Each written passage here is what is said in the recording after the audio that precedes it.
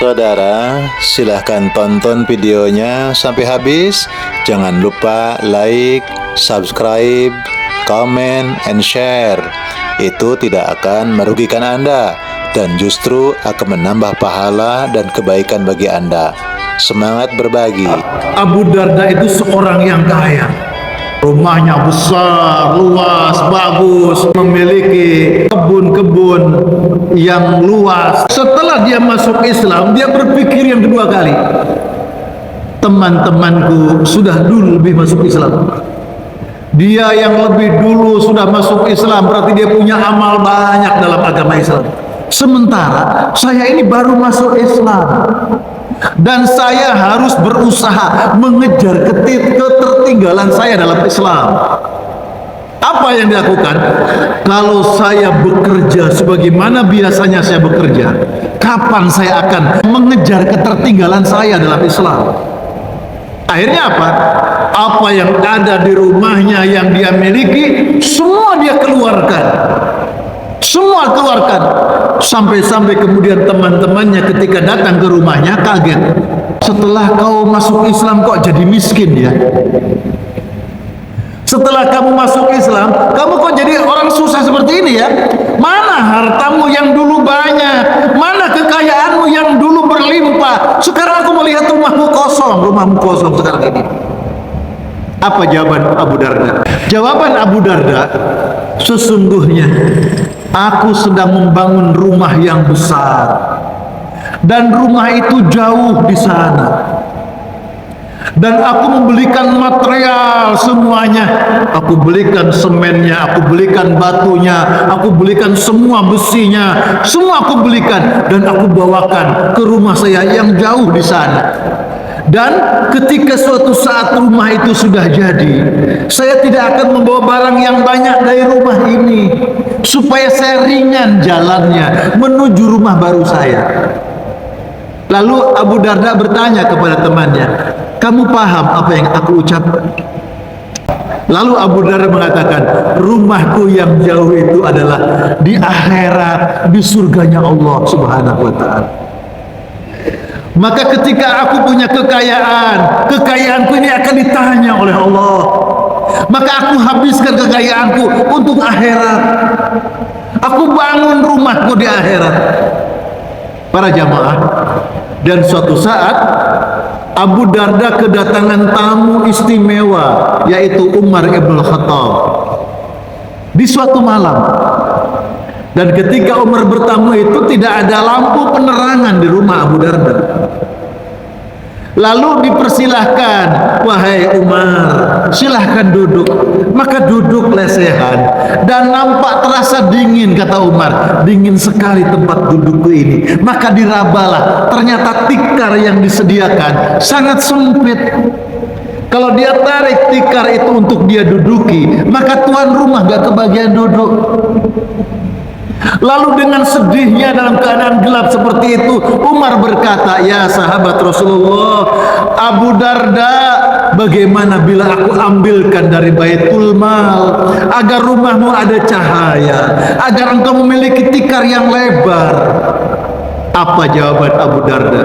Ya sahabat Rasulullah, Umar bin Khattab, bukankah Rasulullah sudah bersabda, memberikan ingat kepada kita dengan nasihat yang sangat luar biasa, gunakan duniamu itu seperlunya saja, jangan berlebih.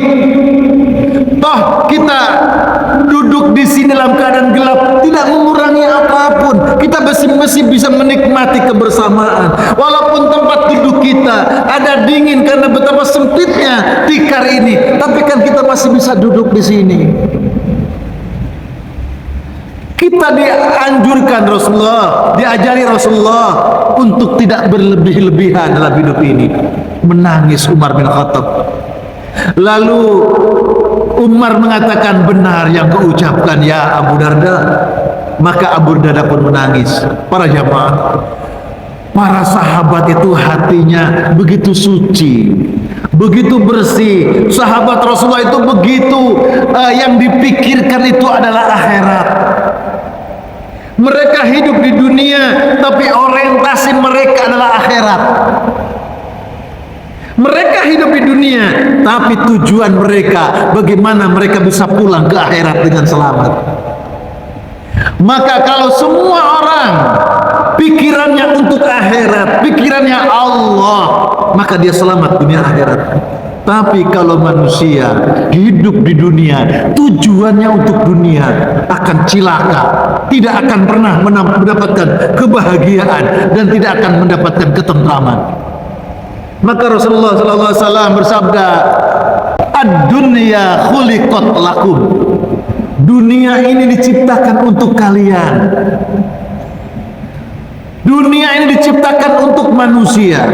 Wa antum khuliqtum li akhirah. Tetapi engkau diciptakan oleh Allah bukan untuk dunia, tapi engkau diciptakan oleh Allah untuk akhirat. Bukan berarti kita harus membenci dunia, tidak. Tapi jadikan dunia sarana untuk menggapai ridho Allah. Dengan dunia kita bisa ibadah lebih baik. Dengan dunia kita bisa menggapai keutamaan yang sempurna. Bagaimana orang bisa sholat di masjid dengan nyaman? Masjid butuh dana yang besar. Bagaimana fakir miskin bisa dapat makan dari sokongan orang-orang yang punya duit? Maka pikirannya bagaimana bisa menolong agama Allah. In tansurullah yansurkum. Siapa yang menolong agama Allah, Allah akan menolong engkau. Subhanallah. Jadi para sahabat Rasulullah SAW begitu sangat lembut hati mereka. Kenapa? Orientasi mereka hidup di dunia ini tujuannya untuk akhirat. Apa yang bisa saya bawa menuju Allah Subhanahu wa taala? Sehat, bisakah sehatnya nyampe ke akhirat? Sakit, bisakah sakitnya nyampe ke akhirat? Kenapa? Ketika ujian datang ada kesabaran. Sabar itu akan sampai ke akhirat. Ketika nikmat dinikmati dengan keindahannya, kita bisa bersyukur. Syukurnya nyampe ke akhirat. Kita melakukan amal, aktivitas dunia, bekerja, berusaha, berdagang, sebagai apapun, niatnya adalah untuk mencari karunia Allah Subhanahu wa taala. Mudah-mudahan jamaah yang dimuliakan Allah, semoga Allah memudahkan kehidupan kita di dunia ini, dan mudah-mudahan dunia ini menjadi sarana kita menghadap kepada Allah Subhanahu wa taala. Rabbana atina fid dunya hasanah wa fil akhirati hasanah wa qina adzabannar.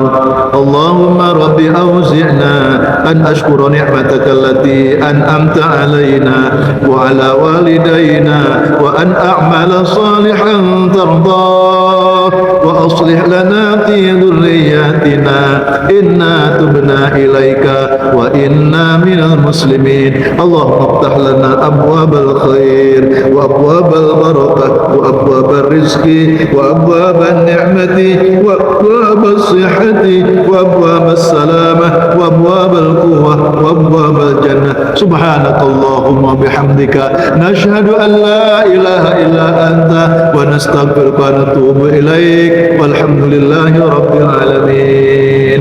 Kurang lebih mohon maaf yang sebesar-besarnya. Wallahul muwaffiq ila aqwamit thoriq. Assalamualaikum warahmatullahi wabarakatuh.